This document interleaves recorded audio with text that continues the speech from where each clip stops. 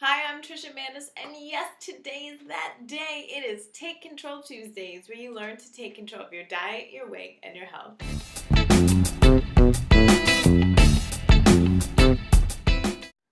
Hey, it's Trisha Mandis here, and today I'm going to talk about something that sadly kills 1 in 4 Americans every year, and it's also the world's leading cause of death. Yes, heart disease kills more people worldwide than anything else. Now, if you've been diagnosed with having high blood pressure or high cholesterol and are on medications from this, or likewise, if you're going to have surgery for heart disease, you might feel a sense of relief or like these options are going to save you. However, you're wrong, and this is why I say that. Dr. Cottle Esselstyn Jr., MD, published a paper in the American Journal of Cardiology, and this is what he has to say. Modern cardiology has given up on curing heart disease. Its aggressive interventions, bypass grafts, angioplasty, and stenting do not reduce the frequency of new heart attacks, or it does not prolong survival except in a small subset of patients. So these surgeries are not going to reduce the number of heart attacks you have, nor it's highly unlikely that it will actually prolong your life.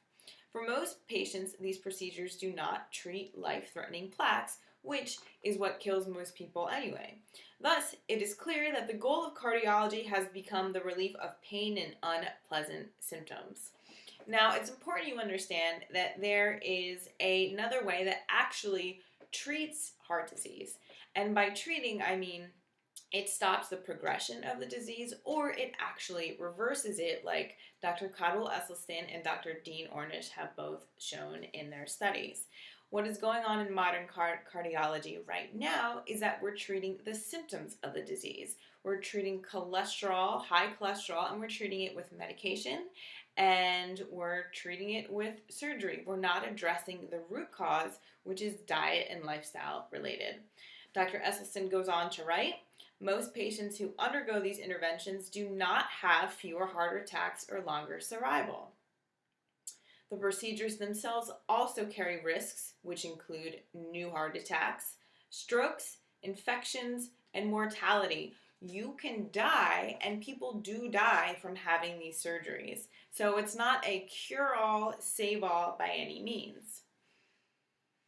Dr. Esselstyn also goes on to write how in populations in the world that eat a plant-based diet, that is a diet that's comprised of fruits, vegetables, whole grains, and legumes, heart disease is rarely seen.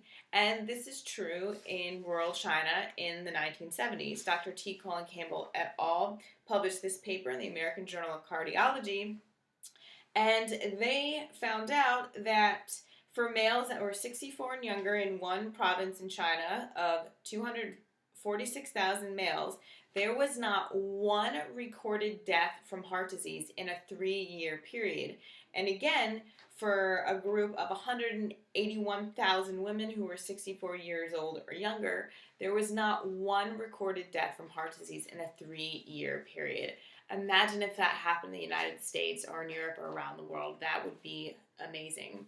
Dr. Esselstyn goes on to write that in the Framingham study, people who had cholesterol levels between 150 milligrams per deciliter and 200 milligrams per deciliter, 35% of those people still had heart disease. However, those who had total cholesterol levels at 150 milligrams per deciliter or lower, heart disease was rarely even seen. And again, this is the same thing that happened in China at levels at 150 or lower. Heart disease was incredibly uncommon, and people even had cholesterol levels that were below 100 milligrams per deciliter. So your goal is to get your cholesterol levels at 150 or lower. Now, if you're in Canada or Europe, you want it at 3.9 millimoles per liter. So again, 150 or 3.9 millimoles per liter. That is your goal. Now, I'm going to tell you a story about myself when I first started to change my diet and learned about this research in college. I got my cholesterol levels checked, and when I called to see what the numbers were, the woman on the phone told me, I believe the outcome was like 146.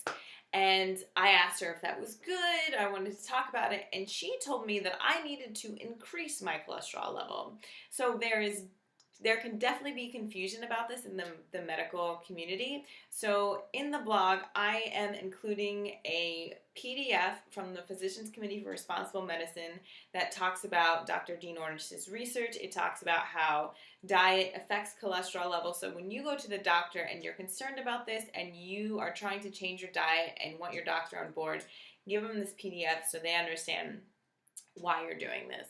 Now, I want to reiterate and drill home that you can reduce your cholesterol levels in just a matter of weeks by changing your diet and your lifestyle. If you adopt a whole foods plant-based diet made of fruits, vegetables, whole grains, and legumes, keep the animal meat organic and to no more than 2 to 3 ounces per week, which is the size of my palm, just like the people in rural China, they were eating about 1% of their total calories were coming from animal protein.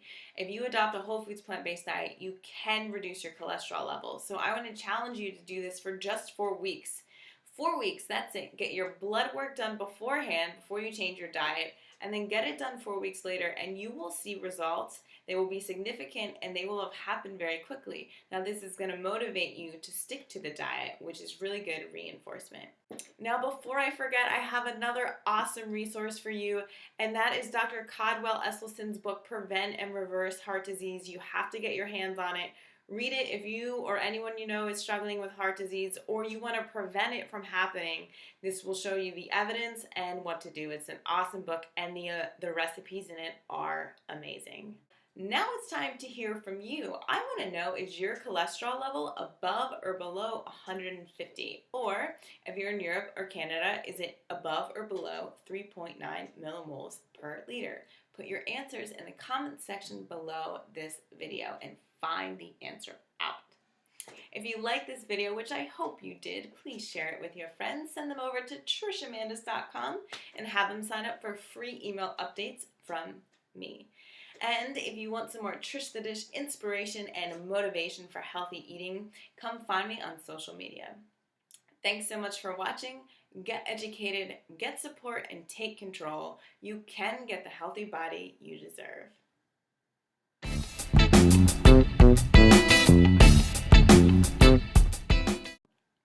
Oh no, mother.